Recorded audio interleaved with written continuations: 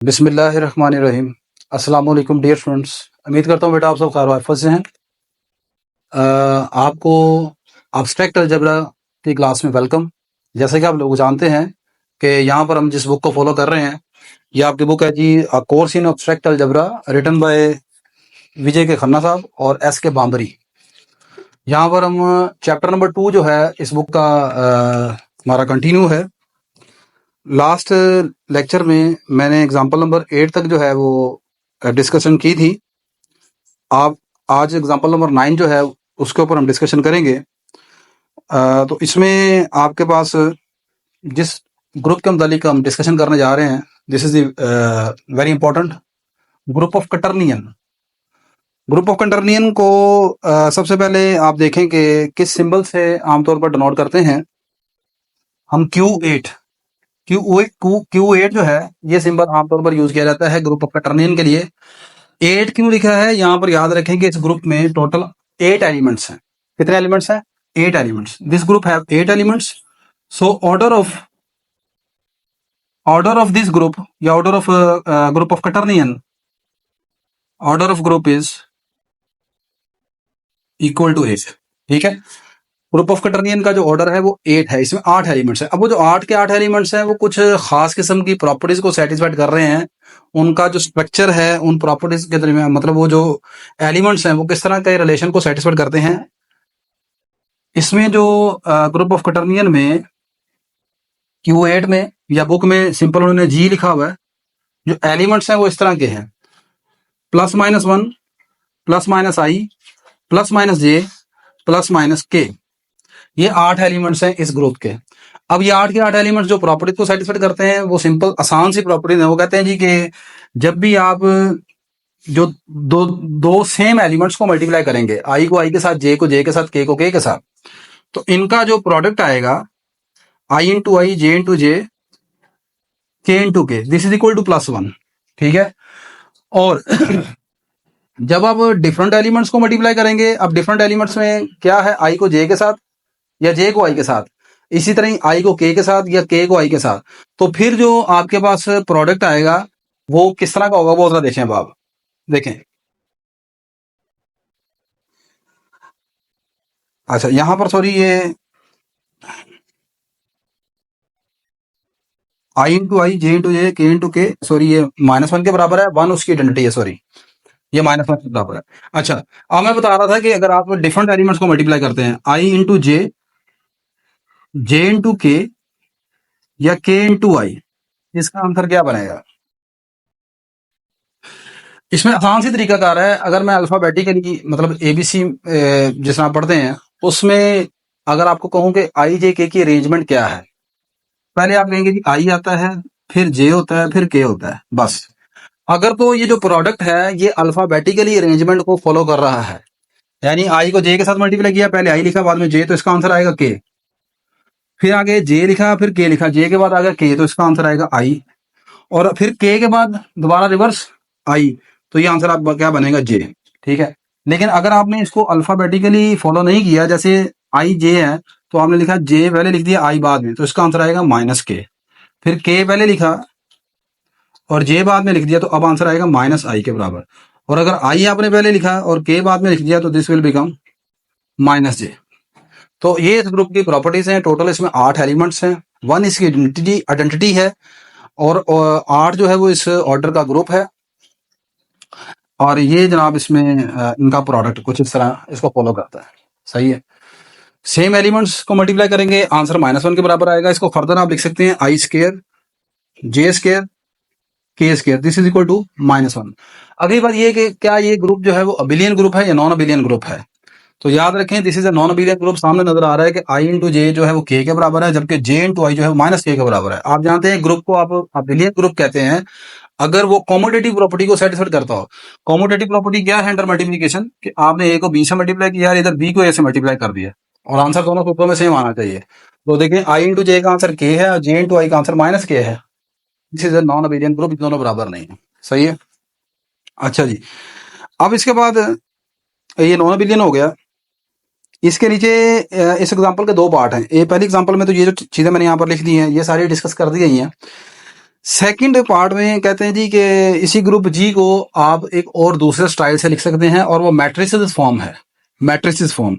उसमें उन्होंने 8 एलिमेंट्स यहाँ पर लिख के दिखाए हैं, 8 मैट्रिक्स लिखे हैं, ठीक है। वो 8 मैट्रिक्स क्या है, मैं यहाँ पर शेयर कर देता हूँ आपके साथ।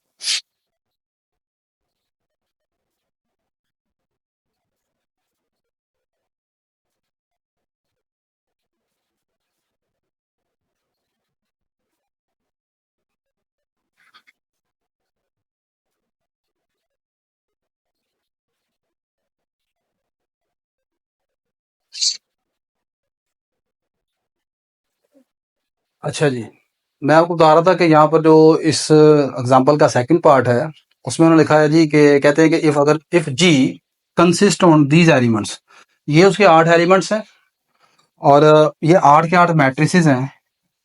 तो कहते हैं then G form a non abelian group under multiplication. तो ये जो ग्रुप जी बनेगा, ये अंडर मल्टीप्लिकेशन जो है वो नॉन अबिलियन ग्रुप होगा।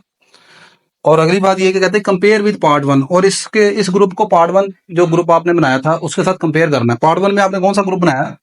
पार्ट वन में आपने ग्रुप बनाया था ये वाला,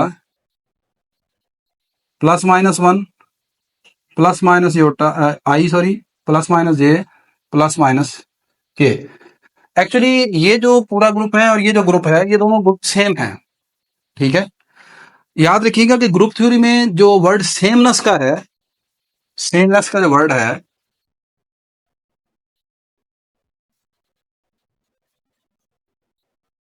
this have important meanings in group theory. Actually दो ग्रुप अगर सेम हो तो हम कहते हैं कि they are isomorphic to each other, उनके दरमियान आइसोमॉर्फिज्म है। अब आइसोमॉर्फिज्म या आइसोमॉर्फिक क्या है, ये आने वाले इंशाल्लाह नेक्स्ट लेक्चर्स में डिस्कस करेंगे कि एक आप बाइजेक्टिव मैपिंग जो है दो ग्रुप्स के दरमियान डिफाइन कर देते हैं, ठीक है, जिससे एक ग्रुप के एलिमेंट्स एज अ डोमेन और दूसरे के एज अ रेंज बन जाते हैं और वो कुछ खास प्रॉपर्टीज को सेटिस्फाइड करते हैं। वो हम इंशाल्लाह नेक्स्ट लेक्चर में डिस्कस करेंगे। तो ये वाला जो ग्रुप है और ये वाला ग्रुप जो 8 मैट्रिसेस पर मुश्तमिल है, दोनों हो गए सेम। अब अगली चीज जो आपके जहन में शायद आ रही होगी कि यार ये जो 8 के 8 एलिमेंट्स हैं, इनको याद कैसे करना है। तो मैं इसका जो आपको एक शॉर्ट ट्रिक बताता हूँ, ठीक है, और इसको लिखने का जो समझे कि आसान तरीका है, वो आपके साथ मैं यहाँ पर शेयर कर रहा हूँ। आप इसको इस पूरे के पूरे ग्रुप को जो मैट्रिसेस वाला है सिंपल, ये इसमें ऐसे लिख सकते हैं शॉर्ट करके, identity matrix I minus identity X minus X Y minus Y Z minus Z, ठीक है। जिस तरह आपने यहाँ पर लिखा plus minus I plus minus J plus minus K, तो यहाँ पर ये मैट्रिसेस के फॉर्म में ऐसे लिखा जाएगा। तो आप यहाँ पर देखें इसके 8 मैट्रिसेस है, ठीक है। अब ये 8 के 8 मैट्रिसेस किन किन प्रॉपर्टीज को सेटिस्फाई करते हैं? बिल्कुल वही प्रॉपर्टीज है जो इसकी यहाँ पर है। वो क्या थी कि जब भी आप सेम मैट्रिसेस को मल्टीप्लाई करेंगे, एक्स को एक्स के साथ यानी एक्स स्क्वायर, वाई को वाई के साथ यानी वाई स्क्वायर, जेड को जेड के साथ यानी जेड स्क्वायर, इसका आंसर जो है माइनस आई के बराबर आएगा, पहली बात। फिर अगली बात, अगर दो डिफरेंट मैट्रिसेस को मल्टीप्लाई करेंगे एक्स इंटू वाई, तो आंसर बनेगा जी के बराबर, थर्ड मैट्रिक्स। अगर वाई को जी के साथ मल्टीप्लाई करेंगे तो आंसर आएगा एक्स, ठीक है। और अगर जी को एक्स से मल्टीप्लाई कर देंगे तो आंसर किसके बराबर आएगा? वाई के बराबर। फिर यहां पर याद रखें कि अगर ये अरेंजमेंट अल्फाबेटिकली फॉलो कर रहे हैं आप, तो फिर तो ये इधर वाली साइड पहुंची पाएगी, यानी कि एक्स के आगे वाई, वाई के आगे जी, जी के आगे एक्स। लेकिन अगर आप इसे अल्फाबेटिकली फॉलो नहीं कर रहे, ऐसे आप कर रहे हैं फॉलो कि पहले आपने वाई लिखा बाद में एक्स लिखा, वाई इंटू एक्स, तो आंसर बनेगा किसके बराबर? माइनस जेड के बराबर। अगर जेड को पहले लिखा वाई को बाद में लिखा, जेड इंटू वाई, तो अब किसके बराबर आएगा? माइनस एक्स के बराबर। अगर एक्स को पहले लिखा जेड को बाद में लिखा आपने, ठीक है, तो फिर किसके बराबर आएगा? एक्स के आगे वाई था ना, तो ये जेड पहले, तो ये बनेगा माइनस वाई के बराबर, ठीक है। तो ये भी ग्रुप जो है नॉन अबिलियन है। नॉन अबिलियन के लिए क्या जरूरी था? एक्स वाई का आंसर वाई एक्स का आंसर बराबर आना चाहिए, लेकिन उस बराबर नहीं, ये जेड है ये माइनस जेड है, ठीक होगी बात ये। अच्छा, अब अगली बात ये रही कि इनको याद कैसे किया जाए। सिर्फ आपने 3 मैट्रिसेस याद रखने हैं इस ग्रुप जी में से, बाकी आप खुद ब खुद ही बना लेंगे। कैसे जरा चेक कीजिएगा। एक तो आइडेंटिटी मैट्रिक्स हो गया, वो तो आइडेंटिटी मैट्रिक्स आइडेंटिटी एलिमेंट चाहिए, वो तो है ही है।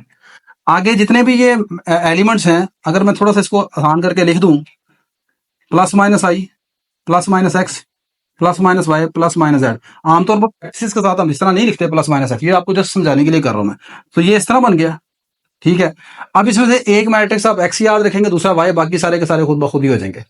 मैट्रिक्स एक्स, ये जो आपके पास मैट्रिक्स है ये आइडेंटिटी हो गया, इस मैट्रिक्स को आप एक्स कह लेते हैं।